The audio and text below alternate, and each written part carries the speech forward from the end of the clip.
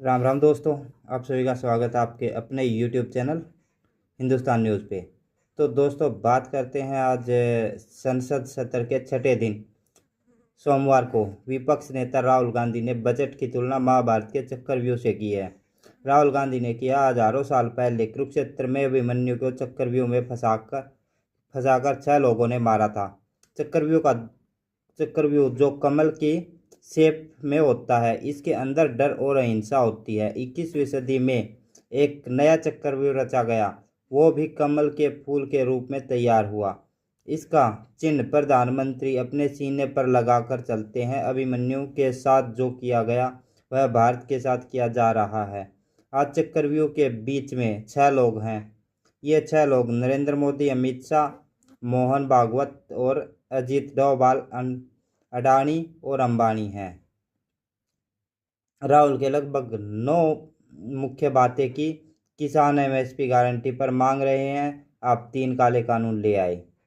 दूसरी, जिसके पास देश का बिजनेस उस पर बोलने से रोकना मंजूर नहीं। स्पीकर से बोले क्या अडानी अंबानी को A1 A2 कह सकता हूँ। फोटो दिखाकर कहा देश में 73% पिछड़े दलित, इन्हें कहीं जगह नहीं। तीसरा, बजट के तो दोस्तों दिल्ली के IAS कोचिंग सेंटर के बेसमेंट हादसे मामले में म्यूनिसिपल पार्टी ऑफ दिल्ली ने सोमवार को एक्शन लिया। एक जूनियर इंजीनियर को बर्खास्त और एक असिस्टेंट इंजीनियर को सस्पेंड कर दिया। ओल्ड राजेंद्र नगर स्थित इस कोचिंग सेंटर के बेसमेंट में शनिवार को बारिश के पानी में डूबकर 3 छात्रों की मौत हो गई थी। पुलिस ने इस मामले को लेकर आज सोमवार को 5 और लोगों को गिरफ्तार किया है। इस तरह अब तक कुल मिला के 7 लोग अरेस्ट हो चुके हैं। इस बीच सोशल मीडिया पर एक स्क्रीनशॉट तेजी से वायरल हो रहा है। इसमें लिखा गया है कि आज से 1 महीने पहले यानी 26 जून को ही इस बारे में MCD से शिकायत की गई थी, जिस पर कोई सुनवाई नहीं हुई। इसे लेकर 2 रिमाइंडर भी दिए गए हैं। इसके बावजूद MCD ने कार्रवाई नहीं की, जिसको देख चलते ये हादसा हुआ और इन 3 स्टूडेंटों की जान चली गई। वहीं आम आदमी के मुख्यालय के सामने भाजपा का और आम का सचिव का प्रदर्शन रहा। आम आदमी के मुख्यालय के सामने भाजपा ने प्रदर्शन किया। कार्यकर्ताओं ने कहा कि MCD में आपके बहुमत है। मेयर सुप्रीम कोर्ट ने सोमवार को पटना हाई कोर्ट के उस फैसले पर रोक लगाने से इनकार कर दिया, जिसमें बिहार सरकार के 65% आरक्षण देने के फैसले को रद्द कर दिया गया था। हालांकि सुप्रीम कोर्ट फैसले के खिलाफ बिहार सरकार की याचिका पर सुनवाई को तैयार हो गया है। इस पर सितंबर में सुनवाई होगी। राज्य सरकार ने शिक्षण संस्थाओं और सरकारी नौकरियों में SC ST OBC और EBC को 50% से बढ़ाकर 65% आरक्षण देने का फैसला लिया था। इस फैसले को पटना हाई कोर्ट में चुनौती दी गई थी। हाई कोर्ट ने आरक्षण बढ़ाने के फैसले को 20 जून को रद्द कर दिया था। इस फैसले के खिलाफ बिहार सरकार ने सुप्रीम कोर्ट में याचिका दायर की है। हाई कोर्ट ने क्यों रद्द किया था फैसला? याचिकाकर्ता ने तर्क दिया कि रिजर्वेशन इन कैटेगरियों की आबादी की बजाय इनके सामाजिक और शिक्षा में पिछड़ेपन पर आधारित होना चाहिए। बिहार सरकार का फैसला संविधान के अनुच्छेद 16(1) और अनुच्छेद 15(1) का उल्लंघन करता है। अनुच्छेद 16(1) राज्य के तहत किसी भी कार्यालय में रोजगार या नियुक्ति से संबंधित मामलों में सभी नागरिकों के लिए समानता का अवसर प्रदान करता है। अनुच्छेद 15(1) किसी भी प्रकार के भेदभाव पर रोक लगाता है। आज आधी लड़ाई जीत ली है, पिटीशन कर्ता ने कहा। तो दोस्तों अब चलते हैं अगली खबर की तरफ। तो दिल्ली हाई कोर्ट बोला रामदेव कोरोनिल का दावा वापस ले। योग गुरु ने इसे कोविड की दवा बताया था। डॉक्टर एसोसिएशन की याचिका पर फैसला आया है।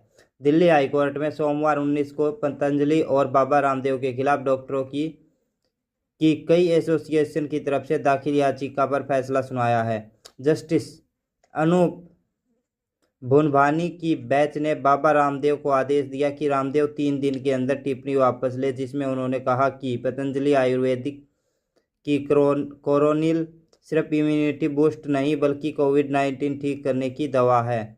जस्टिस बनवानी ने कहा, मैंने पतंजलि बाबा रामदेव और उसके प्रमोटरों को 3 दिनों में कुछ ट्वीट हटाने का निर्देश दिया है। यदि वे ऐसा करने में विफल रहते हैं तो सोशल मीडिया मीडिएटर इन ट्वीट को हटा देंगे। दरअसल कोरोना महामारी के दौरान बाबा रामदेव ने कहा कि पतंजलि आयुर्वेद की कोरोनिल सिर्फ इम्यूनिटी बूस्ट नहीं बल्कि कोविड-19 ठीक करने की दवा है। इसे लेकर डॉक्टरों की एसोसिएशन ने 2021 में बाबा रामदेव और उसके सहयोगी आचार्य बालकृष्ण और पतंजलि आयुर्वेद के खिलाफ यह याचिका दाखिल की थी। डॉक्टरों ने पतंजलि के दावे के संबंध में अलग अलग मीडिया प्लेटफॉर्म से कोरोनिल के जुड़े बयानों को हटाने की अंतरिम राहत की मांग की थी। हाई कोर्ट ने 21 मई को फैसला सुरक्षित रख लिया है। तो दोस्तों, बाबा रामदेव को भी इलाहाबाद हाईकोर्ट ने गाजीपुर से सपा सांसद अफजल अंसारी की सजा रद्द कर दी है। भाजपा विधायक कृष्णानंद राय हत्याकांड के बाद दर्ज गैंगस्टर एक्ट में गाजीपुर एमपी एमएलए कोर्ट ने अफजल अंसारी को 4 साल की सजा सुनाई थी। इससे अफजल अंसारी चली गई थी। अफजाल ने सुप्रीम कोर्ट में निचली अदालत के फैसले को चैलेंज किया था। सुप्रीम कोर्ट ने सजा पर रोक लगाते हुए अंसारी को पहले हाई कोर्ट जाने की सलाह दी थी। अब हाई कोर्ट ने निचली अदालत के फैसले को पलट दिया है। बीते गुरुवार को हाई कोर्ट ने फैसला सुरक्षित रखा था। अफजल ने कोर्ट से सजा को रद्द करने की मांग की थी, जबकि कृष्णानंद के बेटे पीयूष राय और सरकार ने सजा बढ़ाने की अपील की थी। कोर्ट के जस्टिस संजय कुमार सिंह की सिंगल बेंच ने यह फैसला सुनाया है। यह फैसला 29 तारीख को कृष्णानंद सजा 29 को अफजल को सजा और उसी तारीख में सजा रद्द कर दी गई है। तो दोस्तों, अब चलते हैं अगली खबर की तरफ। दोस्तों, हरियाणा कांग्रेस एमएलए को धनखड़ का नोटिस, आरोपों के सबूत मांगे। वत्स्य ने कहा, काम नहीं होने देते, मेरे पास इसकी फाइल है। हरियाणा कांग्रेस के विधायक कुलदीप वत्स्य को भाजपा के राष्ट्रीय सचिव ओपी धनखड़ के खिलाफ बयानबाजी करना महंगा पड़ गया। भाजपा के पूर्व प्रदेश अध्यक्ष धनखड़ ने वत्स को अपने वकील के जरिए लीगल नोटिस भेजा है। धनखड़ ने लीगल नोटिस के माध्यम से 15 दिन के अंदर कांग्रेस विधायक से झूठे और तथ्यहीन आरोपों के सबूत मांगे हैं। सबूत न होने पर कांग्रेस विधायक कुलदीप वत्स को बादली हल्के के लोगों और धनखड़ से बिना शर्त माफी मांगने के लिए कहा है। लीगल नोटिस के अनुसार झूठे और तथ्यहीन आरोपों के सबूत न होने पर और माफी न मांगने पर कांग्रेस विधायक कानूनी प्रक्रिया का सामना करना पड़ेगा। प्रेस कॉन्फ्रेंस पर आरोप लगाए थे। बादली से कांग्रेस विधायक कुलदीप वत्स ने प्रेस कॉन्फ्रेंस कर भाजपा के राष्ट्रीय सचिव धनखड़ पर आरोप लगाए थे कि वह हल्के के विकास में बाधा डाल रहे हैं। धनखड़ के वकील के मुताबिक प्रेस कॉन्फ्रेंस के दौरान कांग्रेस विधायक ने मीडिया को उक्त आरोपों के कोई सबूत नहीं दिए। इससे बादली हल्के की जनता में भी आक्रोश है। तो ये थी दोस्तों हरियाणा की खबर। अब चलते हैं अगली खबर की तरफ। तो दोस्तों, हरियाणा कांग्रेस सांसद ने बीजेपी विधायक को डकैत कहा। जेपी बोले, जमीनें हड़पता है 80 एमएलए, इसे जेल भेजेंगे। बयाना पर पिस्टल तानी थी। हरियाणा के 80 में बीते शनिवार को वक्फ बोर्ड की जमीन को लेकर हुए विवाद में पुलिस ने 80 विधायक विनोद बयाना के खिलाफ अब तक मामला दर्ज नहीं किया है। दूसरे पक्ष ने एसपी कार्यालय पहुंचकर विधायक विनोद बयाना सहित उसके एसपीओ संजय गुज्जर और देव गुज्जर और 80 ट्रक यूनियन के प्रधान मोहन लाल के खिलाफ शिकायत दी थी। शिकायत पर संज्ञान न लिए जाने के बाद अब हिसार के सांसद जयप्रकाश जेपी दूसरे पक्ष के साथ खड़े हो गए हैं। सांसद ने 80 विधायक को जेल जाने की धमकी दी है। उन्होंने कहा कि 80 विधायक जमीन हड़पने में सम्मिलित है। जेपी ने कहा, उनके खिलाफ कई मामले दर्ज हैं, उन सभी मामलों की जांच होनी चाहिए, उन्हें जेल में डाला जाना चाहिए। मेम का बाग और शमशान घाट की जमीन के किस्से पूरे 80 में मशहूर हैं। यह भाजपा विधायक डकैत है। तो ये कांग्रेस के जो